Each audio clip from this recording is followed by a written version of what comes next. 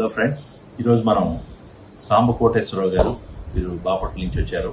Almost ఒక 6 నెలల నుంచి నేను ట్రీట్మెంట్ చేస్తా ఉన్నాను. వీరు వచ్చినప్పుడు కుడికాలు యాంకిల్ జాయింట్ అంటాం, ఆ జాయింట్ దగ్గర గిలక దగ్గర కంప్లీట్గా అది మరి బోన్స్ అన్ని కూడా చీంబట్టి దాదాపు ఆ కాలు స్టెబిలిటీ లేకుండా అటు ఇటు టిల్ట్ అవుతూ వంగుతూ ఉండేది. మరి ఆ టైంలో వారిని హాస్పిటల్లో అడ్మిట్ చేసి మరి ఆ ఇన్ఫెక్షన్ అంతా కూడా ఆ జాయింట్ లోంచి ఇన్ఫెక్షన్ అంతా కూడా క్యూర్ చేయటం.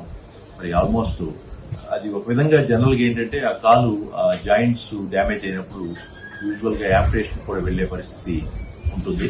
అలాంటి దాన్ని మరి ఆ డయాబెటీస్ కూడా వచ్చినప్పుడు చాలా ఎక్కువగా ఉండేది. HbA1c చూస్తే అప్పుడు 8.3 ఉండేది. దాదాపు 100 యూనిట్లు ఇన్సులిన్ వాడుతూ ఉండేవారు వీళ్ళు వచ్చినప్పుడు.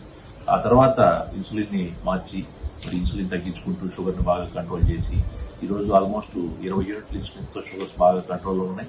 అలాగే కాలు కూడా పూర్తిగా నయమయ్యి తనంతట తనే చక్కగా తిరగలుగుతున్నారు. మరి ఆ విషయం వారి మాటలోనే విందాం. కోటేశ్వర గారు సార్ చెప్పండి, ఏం జరిగింది మన హాస్పిటల్లో?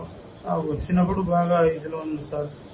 తర్వాత సర్జరీ చేసిన తర్వాత మా కాలుకి షుగర్ కంట్రోల్ అయింది సార్. బాగా ఎట్లా ఇప్పుడు నడవటం ఇప్పుడు నా అంతా నేను నడుస్తాను, ఇబ్బంది లేకుండా.